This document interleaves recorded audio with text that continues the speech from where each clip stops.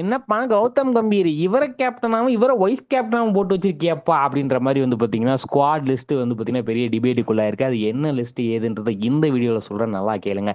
S, India versus Sri Lanka வந்து பார்த்தீங்கன்னா 3 T20 ஆடுறாங்க.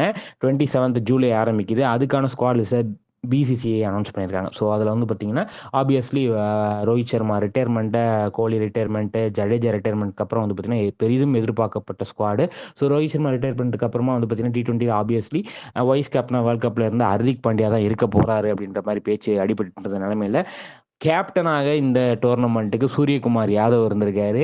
என்னங்க இது அப்படின்ற மாதிரி கேட்கும்போது கம்பீர் சைட்லேருந்து என்ன சொல்லியிருக்காங்க பிசிசிஐனா, எங்களுக்கு வந்து கண்டிப்பாக 100% ஃபிட்டான கேப்டன் தான் எனக்கு வேணும் அப்படின்னு அவர் கேட்டிருக்காரு. ஹர்திக் பாண்டியா அப்பப்போ இன்ஜுரி ஆகிற காரணத்தினால வந்து பார்த்தீங்கன்னா இந்த டோர்னமெண்ட்டில் வந்து அவர் கேப்டனாக வேணாம், கோயிங் ஃபார்வர்ட் இருக்கிற டோர்னமெண்ட்டில் அவர் கேப்டனாக போட்டுக்கலாம் அப்படின்ற மாதிரி பேசியிருக்காங்க. சரி, ஓகே.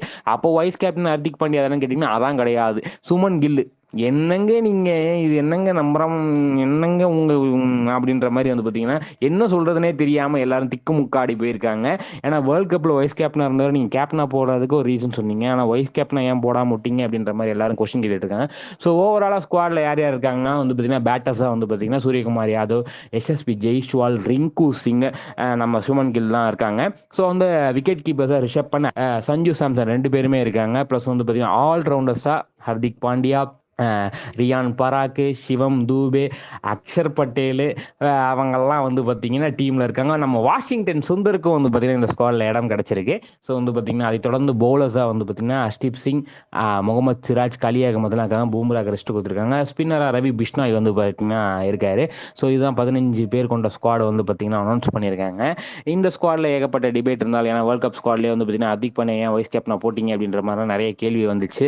அதுக்கெல்லாம் வந்து பார்த்தீங்கன்னா கப்பை வாங்கிட்டு வந்து பதில் சொல்கிறோம் அப்படின்ற மாதிரி சொன்னாங்க. அது மாதிரி வந்து பார்த்தீங்கன்னா இந்த வாட்டி கப்பை வாங்கிட்டு வந்து டோர்னமெண்ட்டை வாங்கிடுவாங்க எப்படி இருந்தாலும் கம்பீரோட ஸ்ட்ராட்டஜிலாம் எப்படி இருக்குது, ஏன்னா வந்து பார்த்தீங்கன்னா ஹெட் கோச்சாக பதவி ஏற்ற ஃபஸ்ட்டு டோர்னமெண்ட்டு ஃபஸ்ட்டு மேட்சாக வந்து பார்த்தீங்கன்னா இதை தான் கன்சிடர் பண்ணுவாங்க. ஸோ வந்து பார்த்தீங்கன்னா அதுதான் பெரிய எதிர்பார்ப்பாக இருக்க போகுது.